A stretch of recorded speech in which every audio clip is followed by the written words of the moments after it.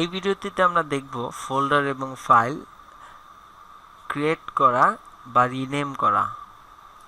যে কোনো ফাইল বা ফোল্ডার তৈরি করতে হলে আমাদের রাইট বাটন ক্লিক করে এই নিউ অপশনের ব্যবহার করতে হবে।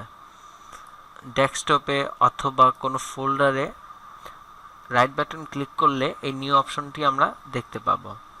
এখান থেকে ফোল্ডার ক্লিক করলে একটি নিউ ফোল্ডার তৈরি হয়ে যাবে।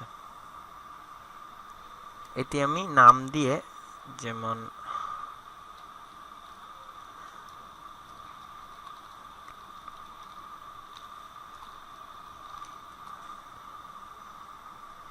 ফোল্ডারটি তৈরি করতে পারবো, অথবা ডেস্কটপেও একইভাবে নিউ অপশনসে ব্যবহার করে ফোল্ডার তৈরি করা যাবে। যে কোনো ফাইল এভাবে একইভাবে তৈরি করা যায়, যেমন শর্টকাট, কোনো কন্ট্রাক্ট, কোনো মাইক্রোসফট ওয়ার্ড ডকুমেন্ট বা কোনো টেক্সট ডকুমেন্ট এখান থেকে ক্লিক করে তৈরি করতে পারবো।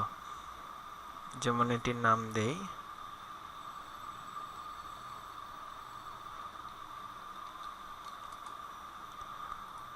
এভাবে কোনো টেক্সট ডকুমেন্ট আমরা তৈরি করতে পারবো।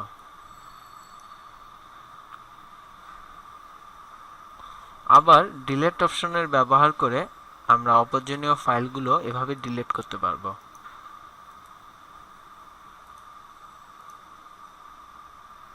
কোনো ফাইল বা ফোল্ডার রিনেম করতে হলে আমরা যে কোনো ফাইল বা ফোল্ডারের রাইট বাটন ক্লিক করলে দেখতে পাবো একটি রিনেম অপশন। এই রিনেম অপশনের ব্যবহার করে আমরা যে কোনো ফাইল বা ফোল্ডারের নেম পরিবর্তন করতে পারবো।